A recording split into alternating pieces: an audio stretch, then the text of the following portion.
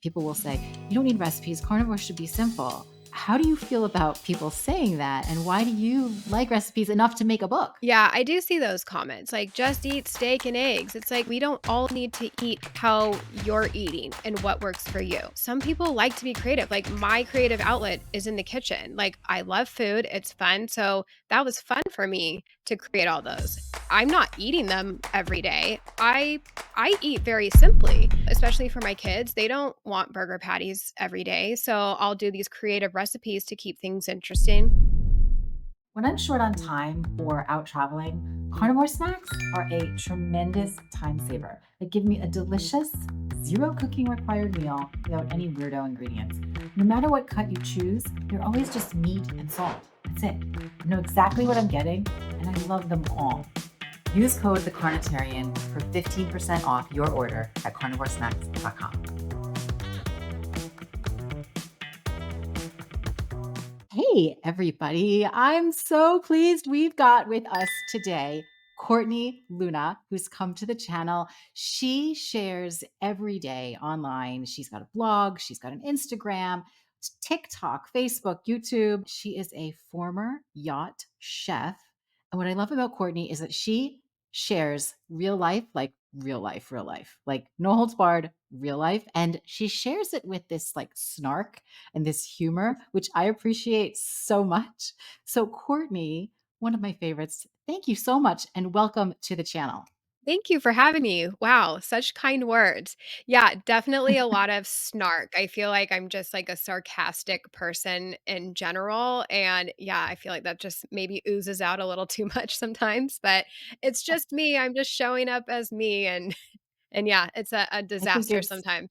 I think it's fantastic. I really appreciate like the reality of your reality. So, why don't we, because you've got this huge audience, so many people already know who you are, but why don't we, for the people who don't yet know you, just do a little brief introduction. If you can give us like a short intro about you and your background before you came to carnivore, and we'll get into the carnivore stuff, but just a little bit of like what led up to that. Yeah, so long history of yo-yo dieting. Like I've got like a good 25 years under my belt. You name it, I have tried it. The Slim Fast diet, the cabbage soup, the Special K, but the cereal, not the drug. I've tried it all. It got a little bit better when I found paleo and keto.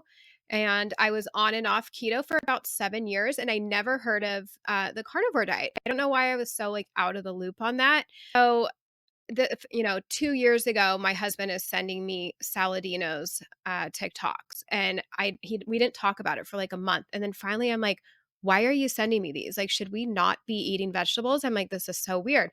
So, he's like, "I need to go to university," and that was the start of it, but at that point and why I tried it is I stopped doing what was working for me, which was keto, low carb. I got caught up in the anti-diet culture BS where they're like, "All foods fit." And I'm like, yes, no such thing as a bad food. Everything's on the table.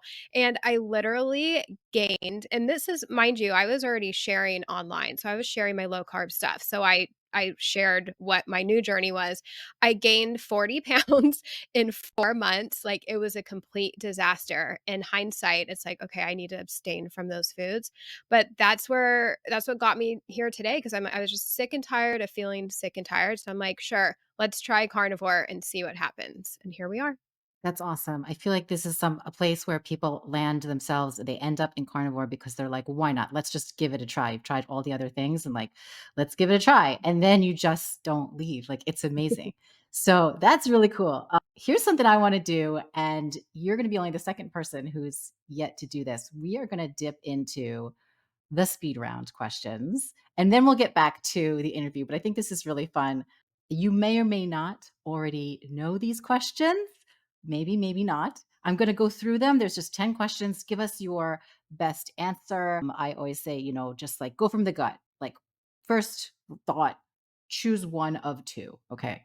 You ready? I'm ready. All right, here we go. First question you already sort of alluded to. This one is going to be the obvious one, and one we'll dip into later. But number one, abstainer or moderator? Abstainer. Abstainer. I'm a bit of a moderator myself. Okay, number two, grass finished or grain fed?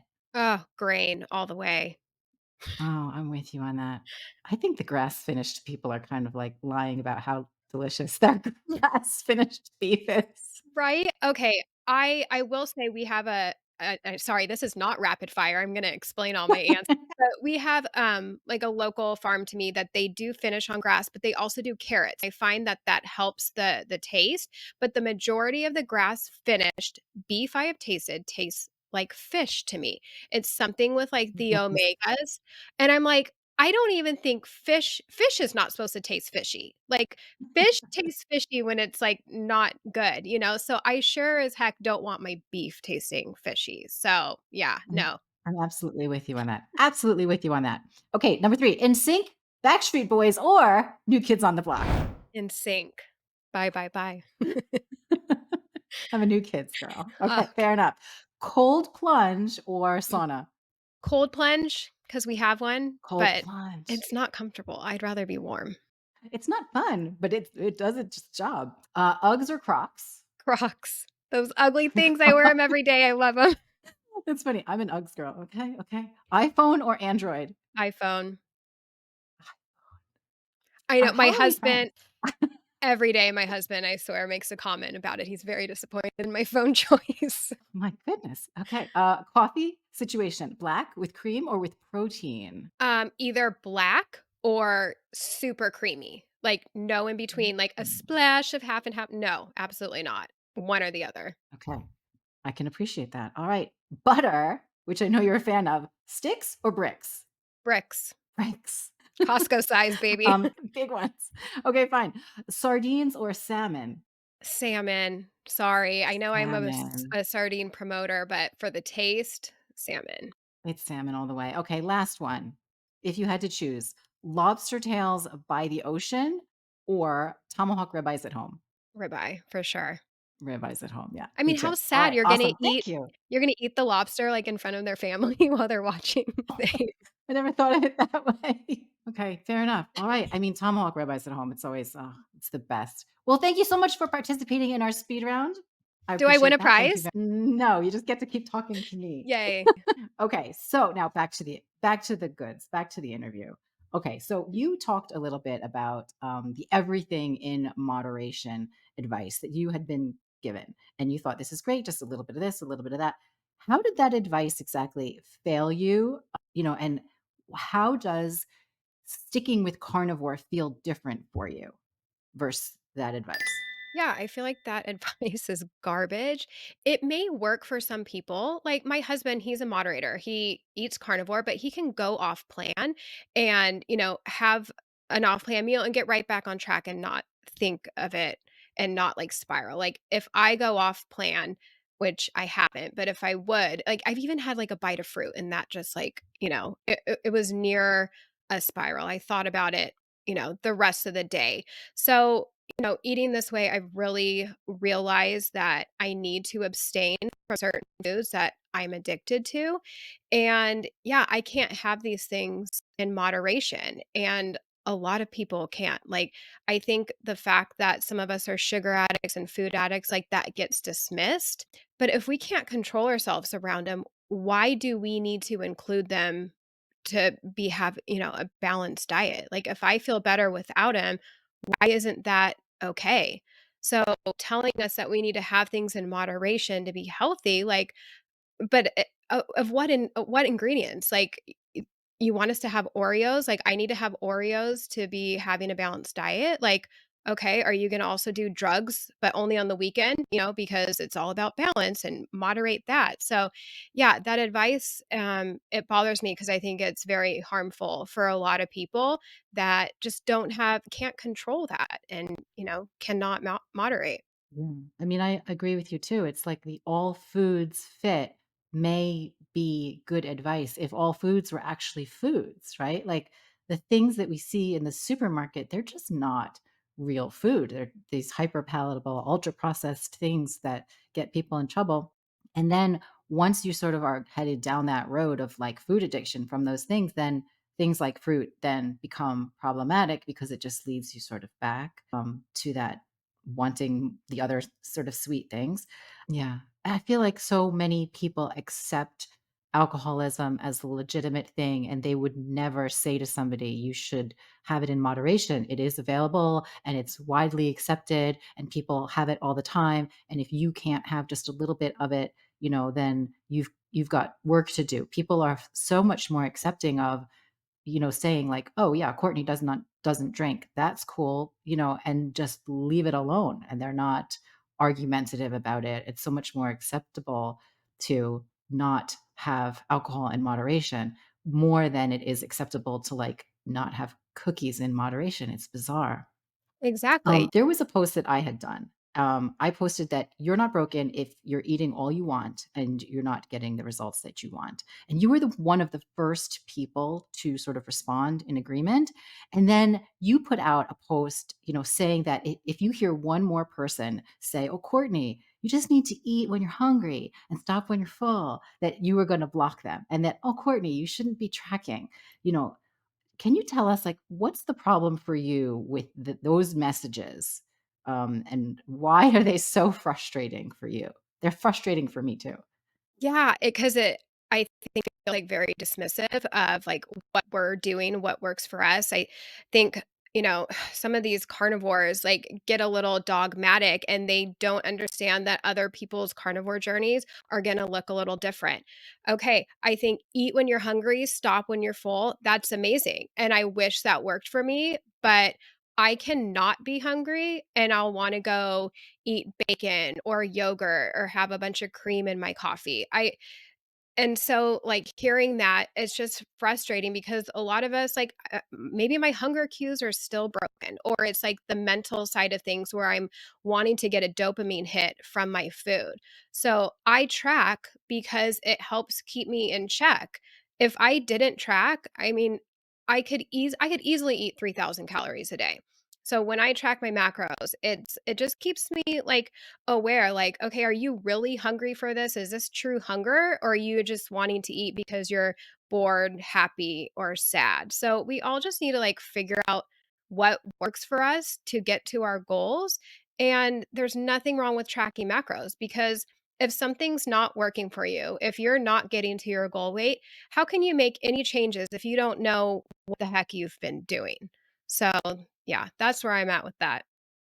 Yeah, I mean, I agree with you too. If people are doing carnivore and eat all the animal foods that you want until you feel like the food doesn't taste good anymore, like that to me is wild. I have never in my life experienced the food stopping tasting good, if that makes sense. Like my steak does not turn into not delicious. Like it's it's always going to be delicious. So I think it is very frustrating because there are absolutely people out there who have like some kind of magical satiety that comes and then they're like, "Yeah, no, I'm good. I'm full."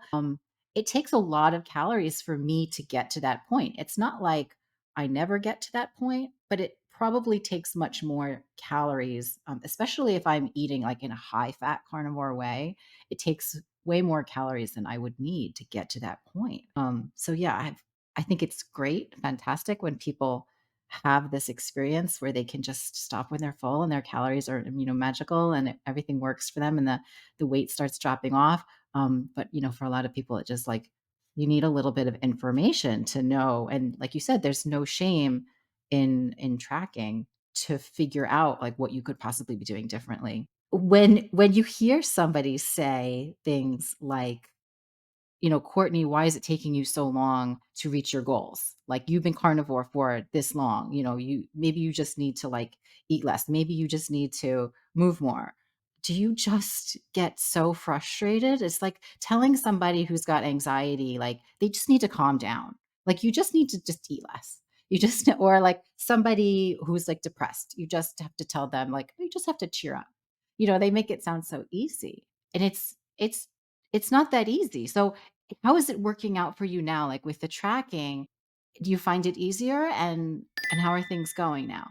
Yeah, it does bother me when I see those comments because I'm like, I don't know either.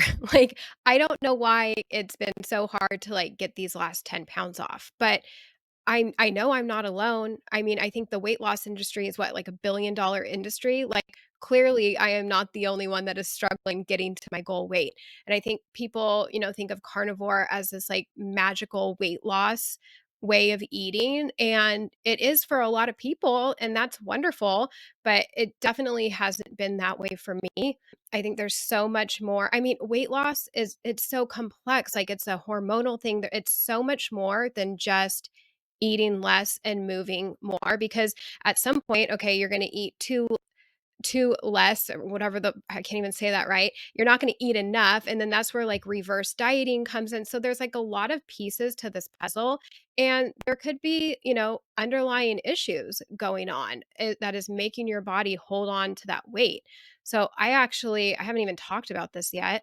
I just got lab work done, and I went over it, yesterday. I did it with Danny Conway, and is this my debut of announcing this? So, not totally, like, something like wrong per se, like major, but there are some markers where it's basically telling me that I need some liver and kidney support.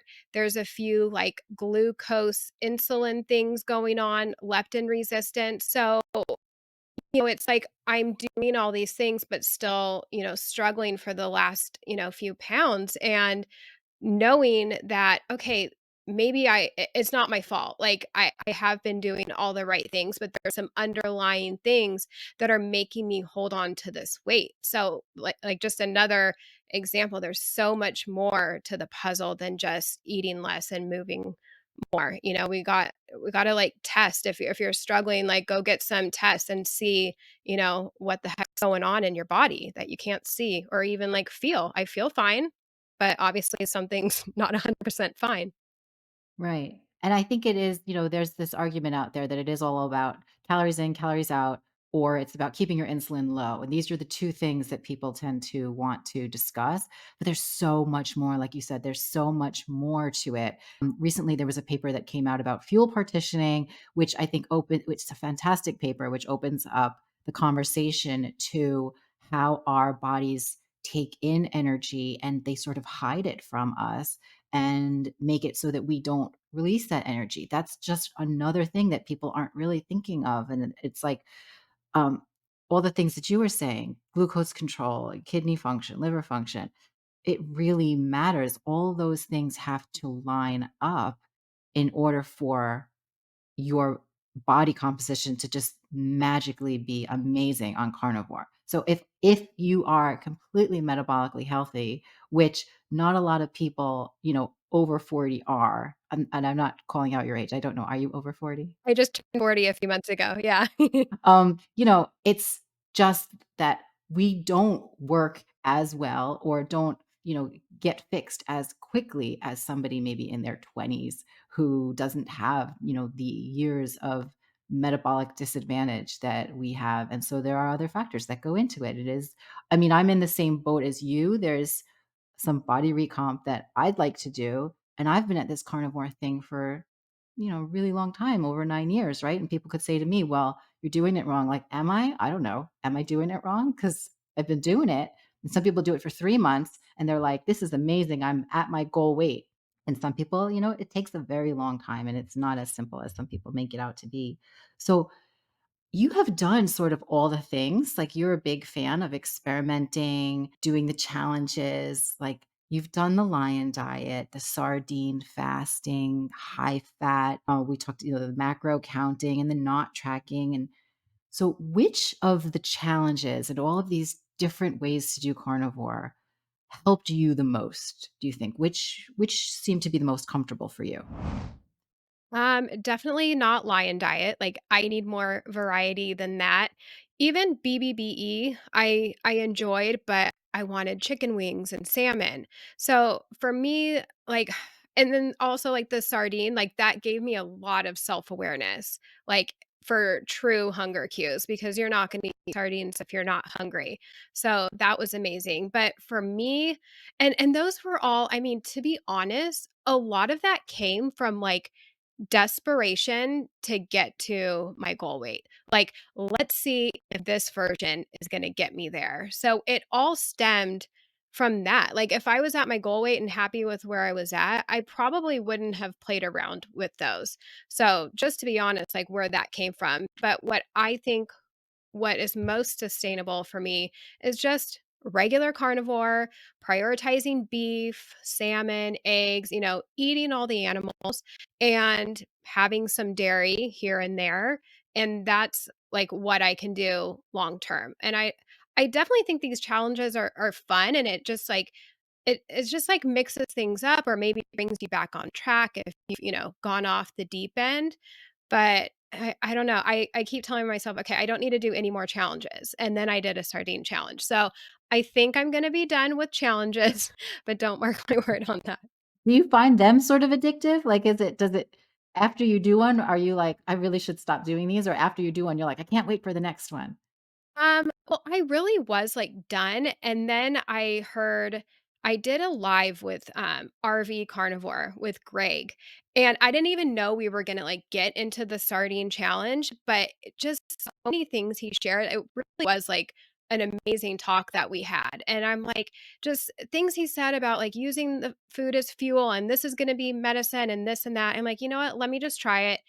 KetoCon's coming up, let me try and lose some weight. So, I was done with challenges before that, but now I think I've tried them all. Like, so I think I'm good. I've done that egg fast, like, I think I've crossed them all off, and yeah, we'll stick to regular carnivore. Regular carnivore and all the things. I mean, I love variety too. Is there anything carnivore that you exclude because it's either triggering or you just don't enjoy? Like, what is out for you carnivore wise? What do you not include? I pretty much have everything, I guess, and it's interesting how sometimes certain carnivore foods can be triggering for me. Like, I've kind of, talked about this and joked around, like, I literally was having carnivore bars sent to my mom's house, and she would bring me 1 a day, because if they were in the house, I would eat them all.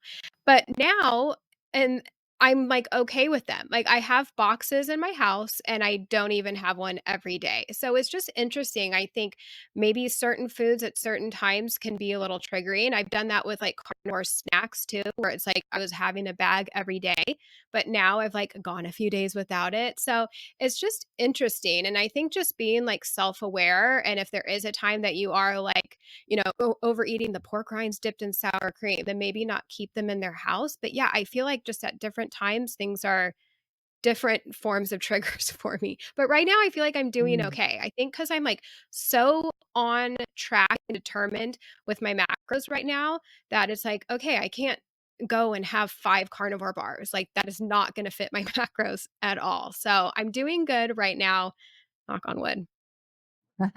That's great. I mean, what is it that you're working on now? You are working out with a trainer or you've got somebody guiding you on the macros? Like, what are the gym goals? What's going on with that?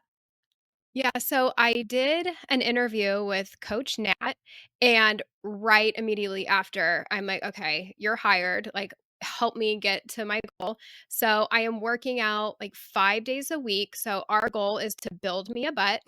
So, I have, like, 3 different leg days a week, and then I do, like, upper body, like a push and a pull, and I think, like, tomorrow's actually gonna be, like, 3 weeks, so a whopping whole 3 weeks of being consistent is, like, huge for me because I do not love going to the gym, and well, okay, I love going to the gym because it's a guilt-free break from my kids, but, like, working out, I haven't got to the point where it's, like, a new addiction for me. We're not quite there yet, but I've been consistent and I'm seeing, like, muscles. Now, I wasn't starting out from, like, 0. I did do weightlifting on and off, so we are, building on top of what I've already built, but I'm, like, seeing biceps come in, like, I'm, like, flexing for my husband and stuff. I haven't shown social media yet, I'm not quite there, but I'm, like, every morning, I swear, I'm like, "Look at these biceps."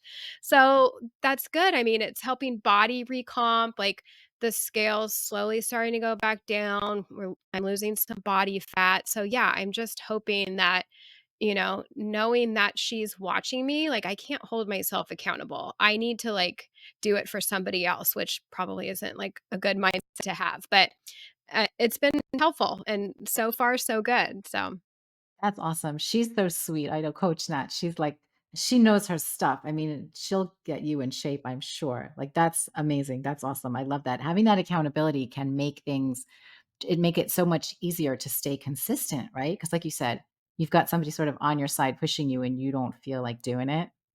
So that's awesome. I'm glad. I don't wanna see your booty gains, but I do wanna see your guns. That's awesome. So, I mean, one more question I wanted to ask you is that you have this really huge platform, and I think it's I mean, you're with a large audience on Instagram, but I think it's like the TikTok where you've got this huge audience. And with that comes so much negativity. And like I said before, you share real life. Like you're not filtering and making everything look perfect. You're sharing all of the ups and downs, the real life stuff. And people come at you with like all of this negativity, all of this hate because you're eating animals, all of this hate because they're saying, "Oh, your diet's not even working for you." How do you deal with that negativity? Like how do you maintain showing up every day when people are just coming at you left and right like that? I see this and I'm just floored. Yeah, I cried a lot in the beginning. To be honest, because I wasn't prepared for it. When I started sharing what I was eating, I wasn't following carnivore influencers. Like, I don't know why. I was just new to it. I didn't see it yet. I don't know. I feel like I really had to find them.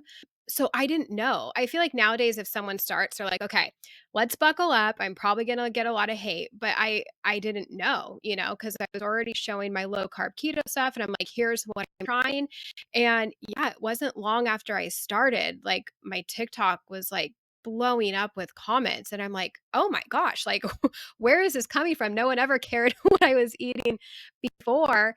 And yeah, it's just wild, and luckily, but not luckily, my TikTok is kind of dead lately. I don't know if, I've gotten so many community guideline dings, they're just shadow banning me, or there's so many more creators now that people are, like, bored of me, so it's not as bad as it used to be. But yeah, some of the things people would say, and I think the things that can roll off my back are like, "You're gonna get heart disease, your blood pressure must be high," like, things like that don't bother me. I think the things that upset me is when they're talking about my insecurities. So, like, if they were to be like, "Courtney, your hair, it looks blue, I hate it." I'd be like, "Well, my hair's not blue, so I'm not gonna be offended by that." But when they're pointing out, like, my wrinkles or, like, my dark circles, they're talking about how I'm still fat, or they're talking about how, what a horrible mother I am, because I don't feel like I'm a horrible mother, but, we all question, like, if we're doing a good job. So those are the comments that sting.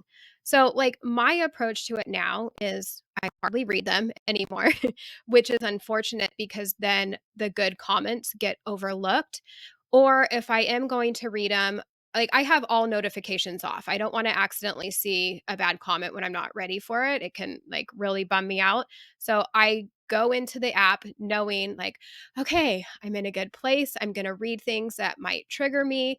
And then I just come into it knowing what I'm going to see.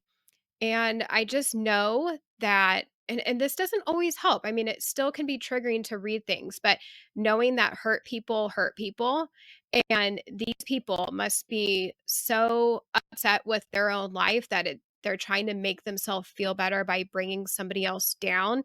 I feel like a lot of things people say are they're projecting, so they're, like, essentially sharing their own insecurities, but putting it on me. So a lot of mindset work, which actually kind of frustrates me in a way. Like, I have to do all this inner work because you guys are being jerks, you know? So it's kind of interesting. And yeah, it's been a wild experience. It's just crazy to see the things people say and like know what's going on in their head.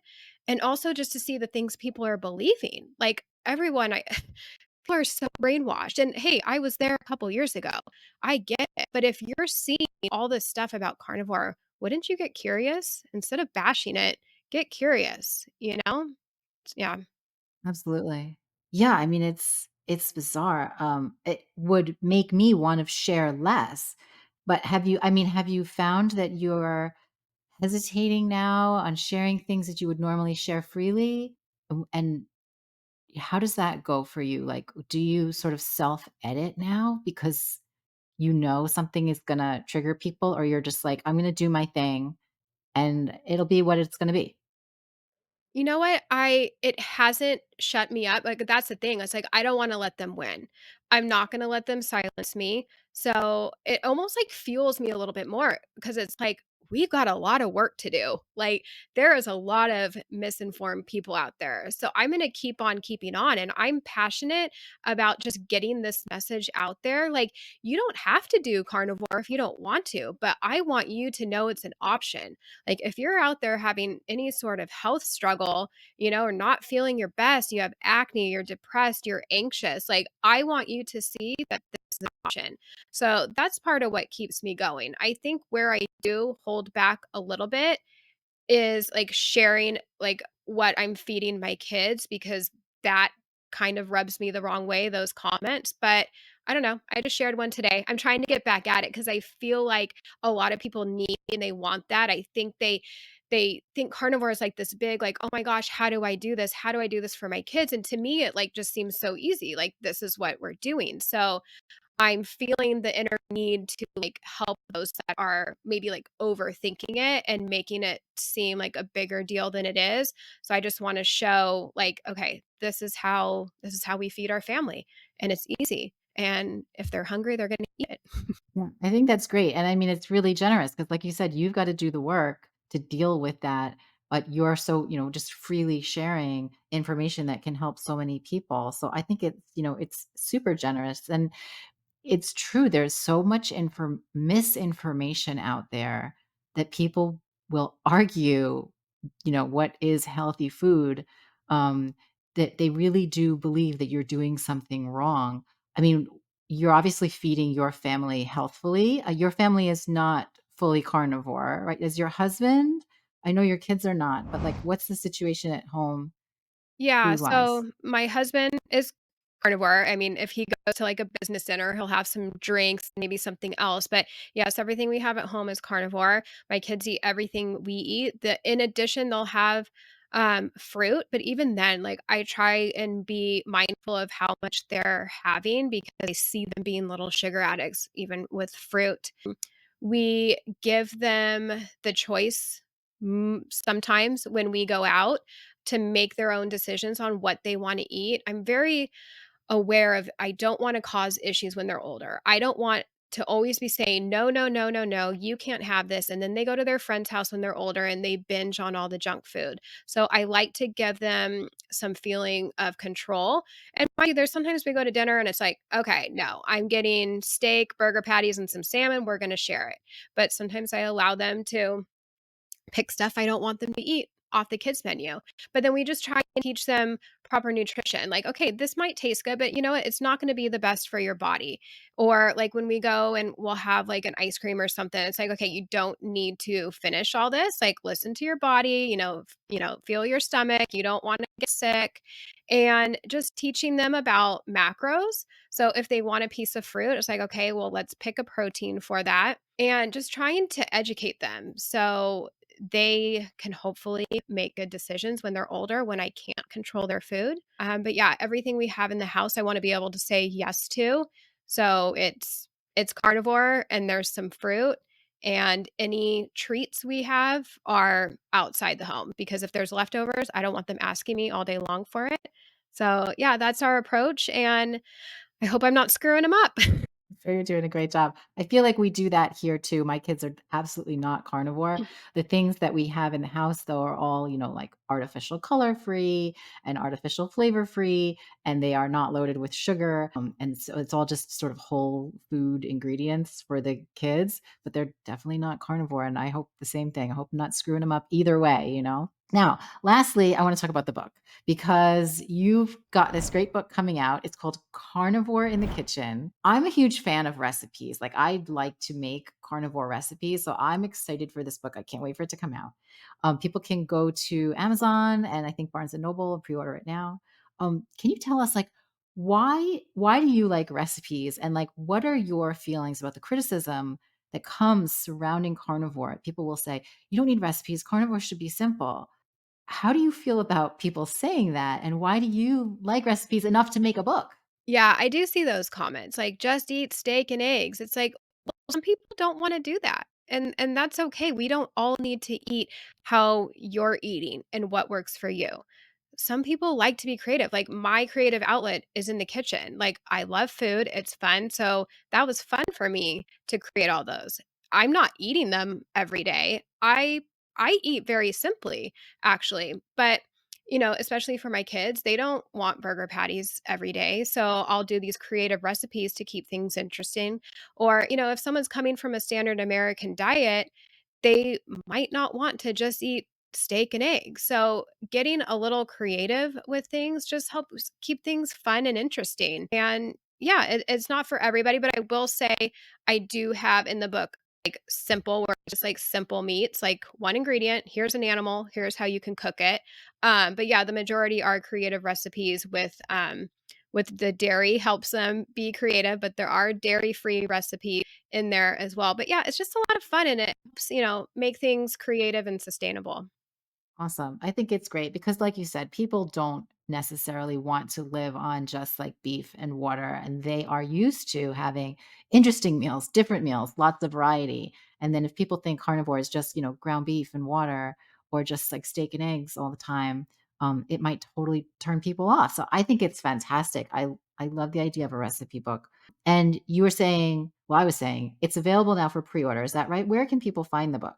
Yeah, so it's available for pre-order now. It's on Amazon, Barnes& and Nobles, Target, and Walmart, and then independent stores. So you can just Google maybe your independent bookstore, I think indie.com or something. And so it comes out October 1st, and pre-orders are, like, super important for an author, so don't wait till it comes out, grab it now.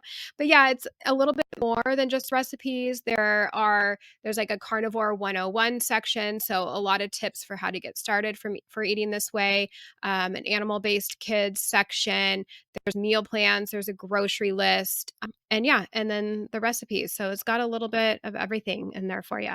That's awesome. I love that there's kids recipes in there. So it's great for families. It's not just for, adults. It's good for kids too. Yeah, I mean, we got chicken nuggets, corn dogs, pizzas, a lasagna, cinnamon rolls, like, there's some fun stuff in there.